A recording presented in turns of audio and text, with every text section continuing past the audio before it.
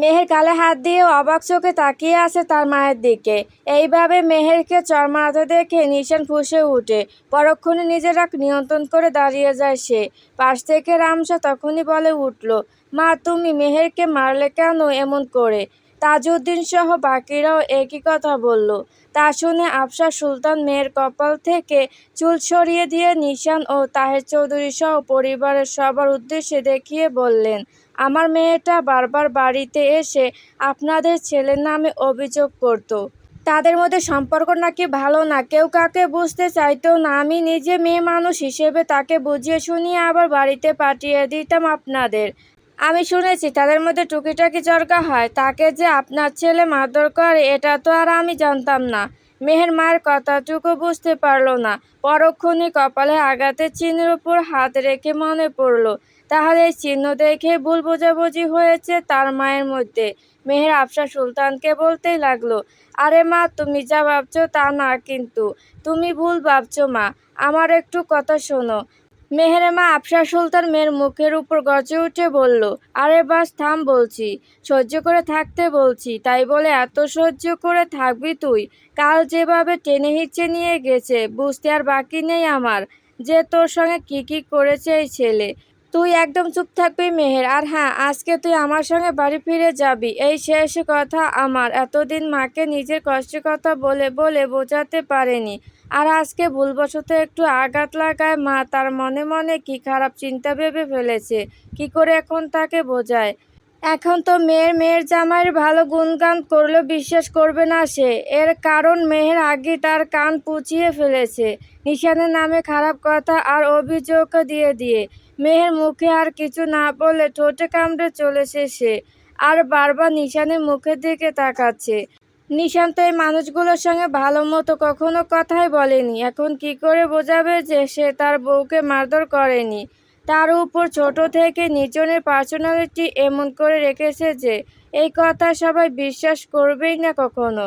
আর হলো তাই। তাহের চৌধুরী ছেলের কাছে এসে জিজ্ঞাসা করলো, তুমি কি সত্যি মেহেরকে মারছো? নিশান মেহেরের দিকে তাকিয়েছিল। মেহের বারবার কথা বলার চেষ্টা করছে, কিন্তু মায়ের মুখের কথায় ধমকে তার কিছু বলতে পারছে না। এদিকে নিশান কোনো উত্তর দেবে কি না ভেবে পাচ্ছে না। তাহের চৌধুরী নিশানের এমন চুপ করে থাকা দেখে বুঝে নিয়েছেন যে আসলেই হয়তো বা নিশান মেহেরের গায়ে হাত উঠিয়েছিল। তাই নিজের রাগকে নিয়ন্ত্রণ করতে না পেরে বড় ছেলে নিশানের গালে জোরে সোরে একটা থাপ্পড় মেরে দিলেন। এই প্রথম বাবার হাতে থাপ্পড় খেয়ে তাল ও রাগ দুই সামলাতে না পেরে বাবার দিকে ছুটে যায় নিশান, মারবে বলে। এই অবস্থায় নিজন দেখে বড় ভাই নিশানকে জাপটে ধরে ফেলে আর বলে, ভাই মাথা খারাপ হয়ে গেছে তোমার, হুঁশে আসো, অন্য কেউ নয়, বাবা তোমাকে মেরেছে, বাবা তোমাকে শাসন করেছে। একটু একটু করে হাতের মুঠো শক্ত করে বাবার দিকে রাগান্বিত চোখে তাকিয়ে থাকে নিশান। এই আচরণ দেখে বাবা তাহের চৌধুরীর সামনে দাঁড়িয়ে থাকা তারা নিজের মায়ের উদ্দেশ্যে বলেন, দেখো তো মা, আমি কত কুলাঙ্গার ছেলেকে জন্ম দিয়েছি। এই ছেলে বাবাকে মারতে উঠে চলে আসছে, ভালো শিক্ষা শিক্ষিত করতে পারিনি। এটা আর বর্ধ ফ্যামিলি রইল না মা, বাড়িতে এমন মহিলা মানুষ পেটানো ছেলে থাকলে ওই বাড়ি কখনই বর্ধ বাড়ি হয় না। নিশান আর চুপ থাকতে পারলো না, চিৎকার করে তখন বলতে থাকলো, জাস্ট শাট আপ। একটা না জানা না দেখা কথা শুনে কি করে এমন আচরণ করলেন আমার সঙ্গে আপনি? আর আমি মেহেরকে মারিনি, ও পড়ে গিয়ে আঘাত পেয়েছে। বিশ্বাস তো কখনোই আমার কথায় হয় না আপনাদের, ওর মুখ থেকে শুনুন না।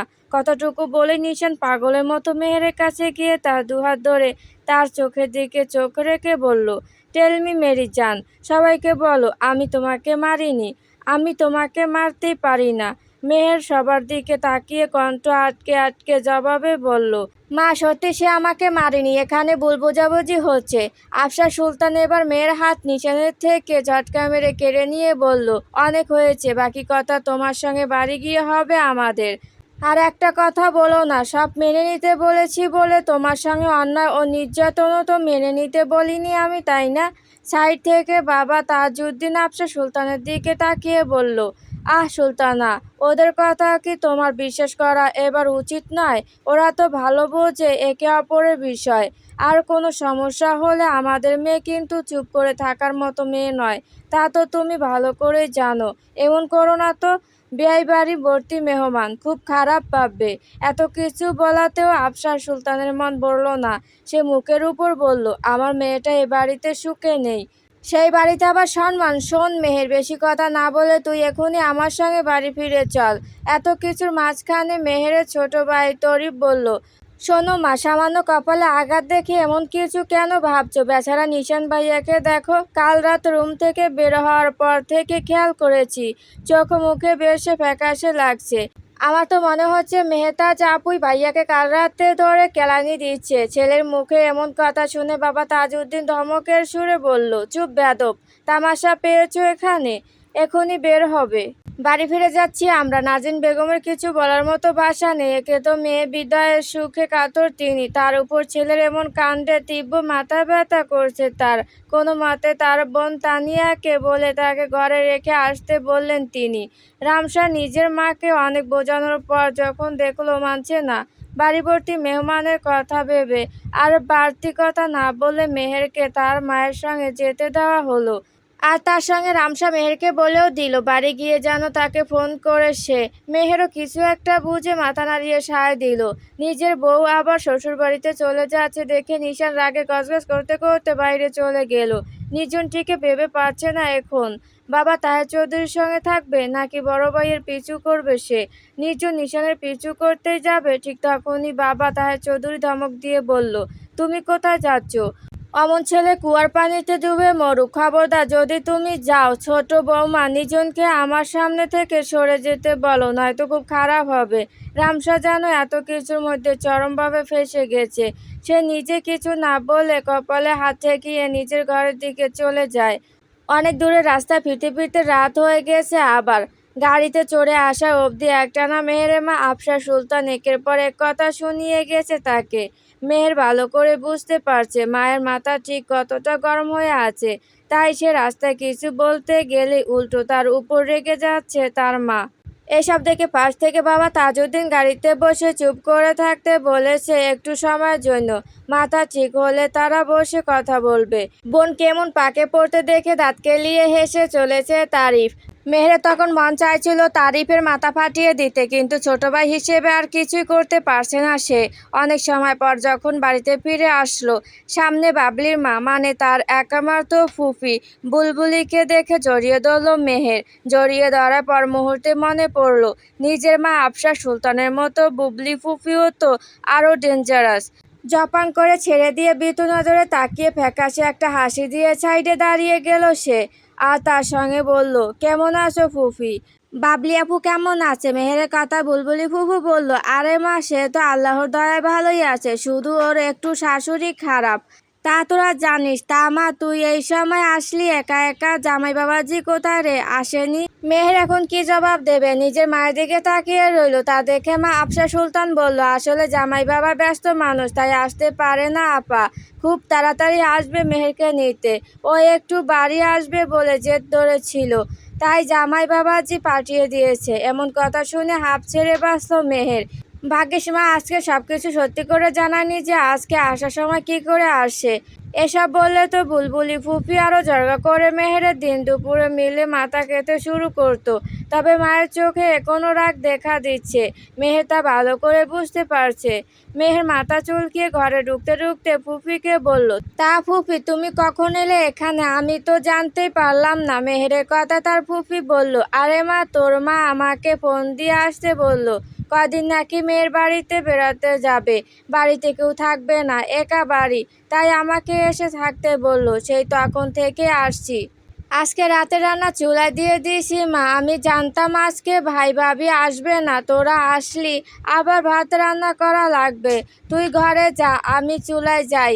মেহেরও আর কিছু বলল না, নিজের ঘরে ঢুকে খাটে দাঁড়াম করে শুয়ে পড়লো মাথায় হাত দিয়ে। একটু পর তারিফ এসে বলল, আপু এটা কিন্তু এখন থেকে আমার ঘর, তুই বুলবুলি ফুপির সঙ্গে ঘুমাতে যা। তা শুনে যেন মেহেরের মাথা গরম হয়ে উঠল। চিৎকার করে নিজের মাকে ডেকে বলল, আরে বাপরে, আমি যেতে না না যেতে এই তেলাপোকাকে তুমি আমার ঘর দিয়ে দিয়েছো মা। আফসার সুলতান ঘরে এসে তারিফের দিকে তাকিয়ে কঠিন কণ্ঠে জানিয়ে দিল, সে কয়দিন বাহিরে আগের যেই ছোট ঘরটাতে ঘুমাতো, ঠিক আগে যেমন করে থাকতো।